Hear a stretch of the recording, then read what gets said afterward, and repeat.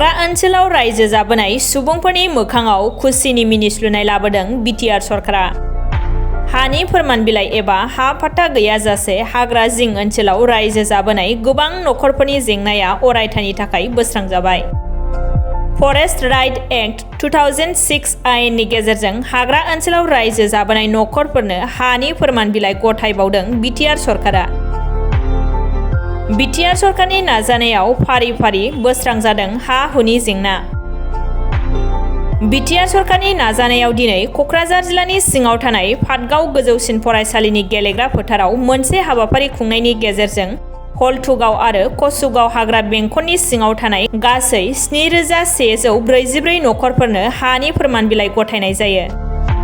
बिटिआरनि गाहाय मावफुं सोद्रोमा प्रमद बर', हाग्रा बिफाननि मावफुं सोद्रोमा रनजित बसुमतारी, एमएलए लरेन्स इस्लारि, जिरन बसुमतारी, मावफुं सोद्रोमा राकेश ब्रह्म, रेवरेवा नार्जिहारि, कक्राझार जिल्ला बेंगिरि बर्नाली देखाया हाबाफारियाव बाहागो लानानै मुलाम्फागिरिफोरनो हानि फोरमान बिलाइखौ गथायनानै होयो।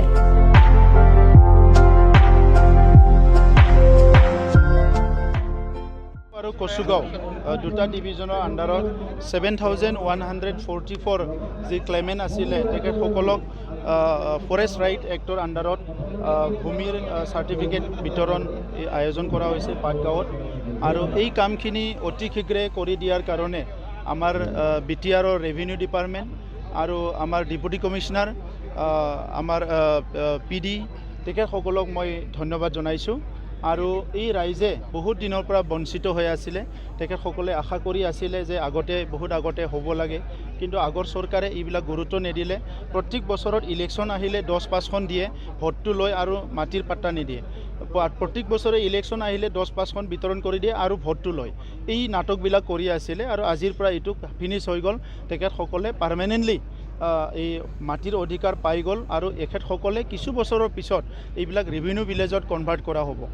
খালি কথা হৈছে তেখেতসকলক আমি অনুৰোধ কৰিছোঁ যে কিনা মাটিবিলাক বিক্ৰী কৰিব নালাগে, এটা অধিকাৰত পাইছে আৰু তাতে পাৰ্মানেণ্টলি থাকিব লাগে আৰু গছ গছনি কাটাবিলাক বন্ধ কৰিব লাগে।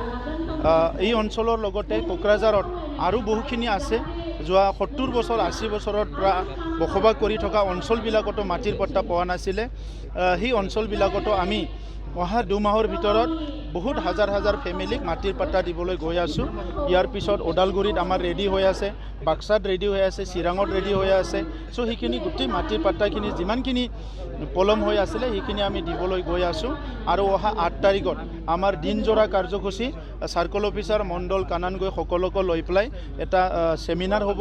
ইয়াৰ পিছত বাকী যিখিনি আমাৰ টজি লেণ্ড আছে, পিজিআৰ ভিজিআৰবিলাক আছে, য'ত আমাৰ বিভিন্ন জনগোষ্ঠী বসবাস কৰি আছে, এই অঞ্চলবিলাকত কেনেকৈ আমি সকলোকে মাটিৰ অধিকাৰবিলাক কাক কেনেকৈ আইনগতভাৱে দিব পাৰে ইয়াৰ কাৰণে আলোচনা কৰিম।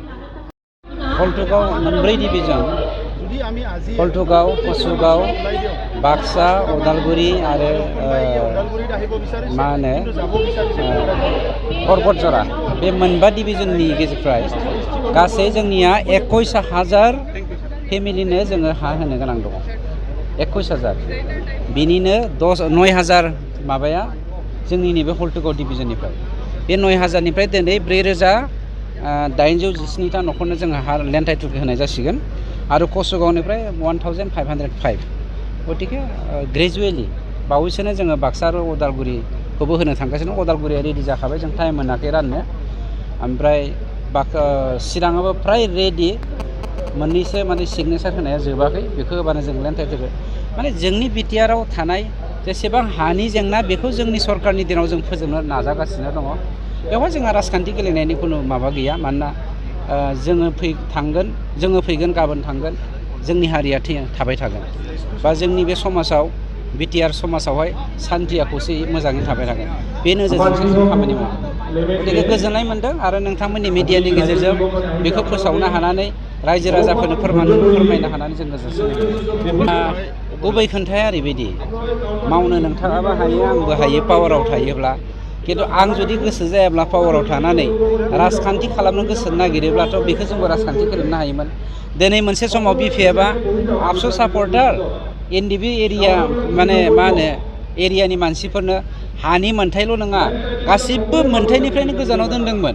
जों दिनै हायामोन नामा ओइ नोंथाङा बिपिएफ सापर्टजों थांना हा होआ होननानै नोङो हाजारखि बखि हाजारखि राय गोजौआव नायबाबो नों गाव नायदावनानै गारबाबो नों गावनाव नांगोन गाहायाव नायनानै गाव मुजुबाबो गावनाव नांगोन गतिके गासैबो जों मोनसेयानो हिसाबै जों बेवहाय माइगाब जुजाय खालामाखै मोनथायनिफ्राय जोङो रावबो जोंनि फिसाफोरखौ जोंनि आंगोफोरखौ जोंनि जाति बंस बिब' बिनानाव रावबो जोंनिफ्राय दा जानगारना थाथों मोनथायखौ मोननो हाथों बे थांखिजोंनो जों राजखान्थि खालामालासिनो दिनैसिमावलागै जों राजखान्थिगिरि जायाखै आरो जानोबो नाजायाखै जायनि जाहोनाव जों बे खामानिखौ मावदों